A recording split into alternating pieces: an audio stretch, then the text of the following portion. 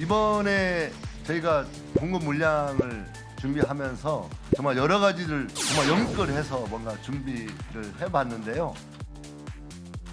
정부가 영혼까지 탈탈 털어서 끌어모은 것, 바로 주택 6만 호입니다. 최근 이재명 대통령은 부동산 문제 해결 의지를 강하게 드러냈었죠. 부동산의 과도한 팽창은 필연적으로 건품을 키우게 됩니다. 잃어버린 30년을 경험하며 큰 혼란을 겪은 가까운 이웃 나라의 뼈아픈 사례를 반드시 반면교사 삼아야 되겠습니다. 하지만 야당에서는 대출 규제 완화 등이 필요하다는 지적이 나왔는데요.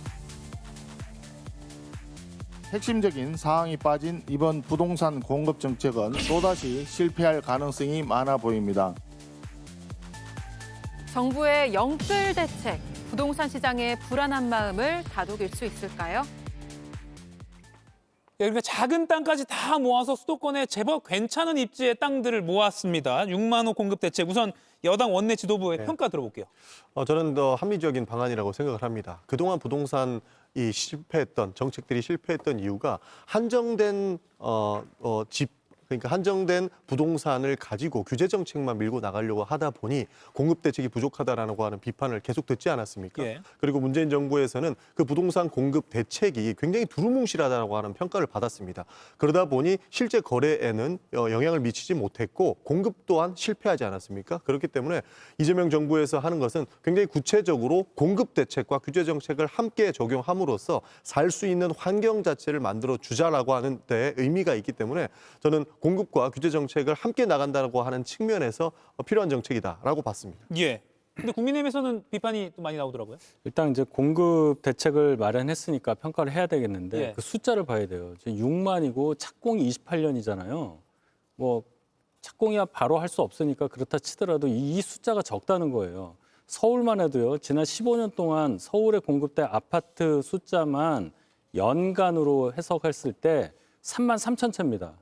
그런데 올해는 2만 채가 안 되고 내년은 1만 채가 안 돼요. 예. 거기서 벌써 한 4만 가까이가 공급 부족이 일어나요. 그러면 28년에 착공을 하면 4년 후부터 이제 조금씩 된다는데 6만이에요. 그러면 그 부족분도 채우지 못하고 그럼 이건 또 거기다가 수도권 서울만이 아니고 경기도까지 포함한 6만이라는 거예요. 그래서 적다. 그럼 이 적은 걸 어떻게 또 벌충을 할 거냐. 거기에 대해서 예를 들어 재건축, 재개발 그걸 좀 촉진한다든지 예. 이런 얘기까지 있어야 하는데 그거 없이 이렇게 영끌해서라도 합니다라는 것은 감정적으로 인정할 수는 있어도 실제로 시장에 보낼 수 있는 신호로 보기에는 대단히 미약하다. 사실 그런 지적을 그런 합니다.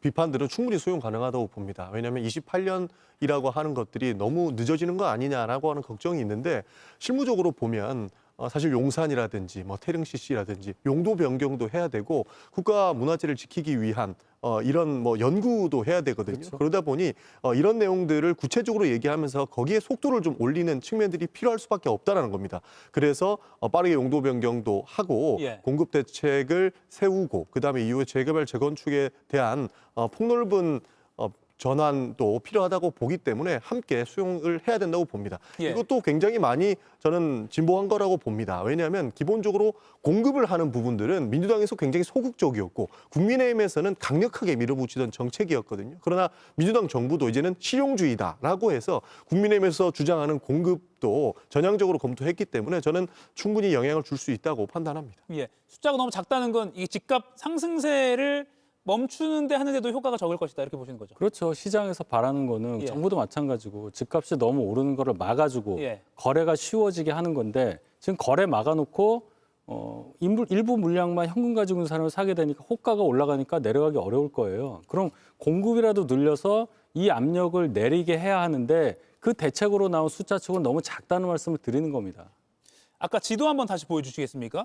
보면 용산, 또 태릉 CC, 과천, 성남, 소위 말해서 수도권에서 사람들이 살고 싶어하는 곳이에요. 그래서 입지 자체는 굉장히 좋은 것 같아요. 이미 기반 시설도 다 돼 있는 곳이잖아요. 예, 대통령께서 업무보고 시에도 말씀을 하신 적이 있습니다. 그러니까 국무회의에서도 말씀하신 걸로 저는 기억을 하는데 아주 좋은 입지, 역세권에 왜 임대 아파트가 못 들어가냐. 그러니까 지금까지 임대 아파트는 가장 안 좋은 곳에 지어서 임대 아파트에 대한 이미지가 더욱 안 좋아지게끔 만들어져 있었다는 겁니다.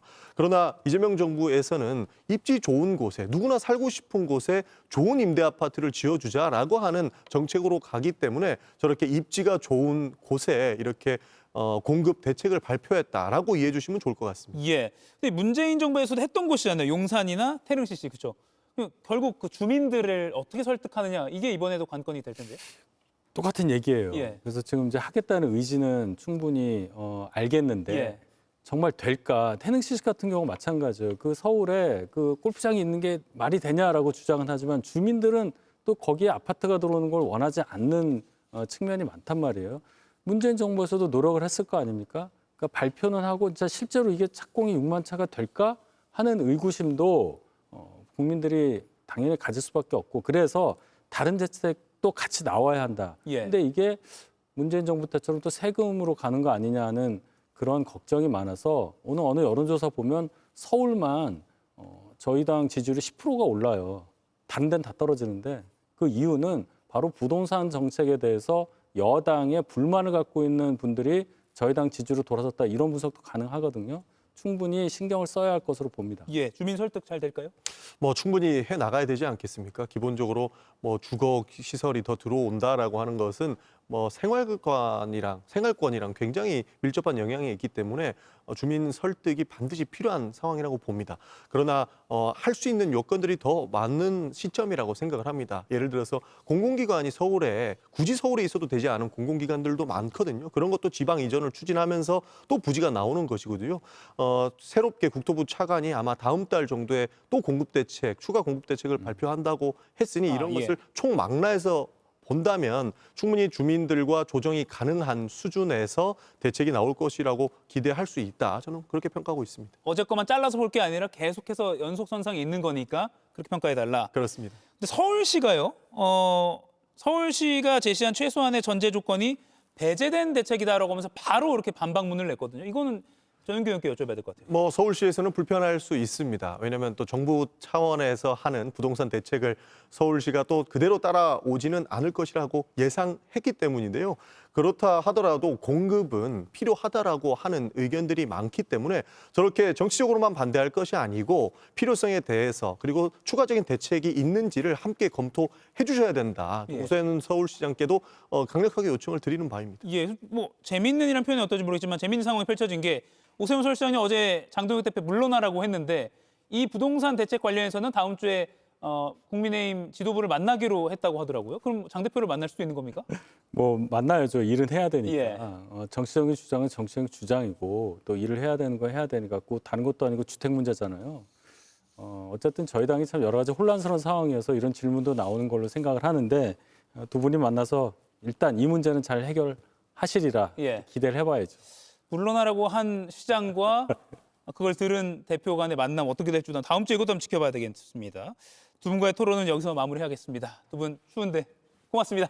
감사합니다. 감사합니다. 이가혁 라이브를 시청해 주셔서 고맙습니다. 이가혁 라이브는 평일 오후 5시 TV와 유튜브로 실시간으로도 함께 하실 수 있습니다.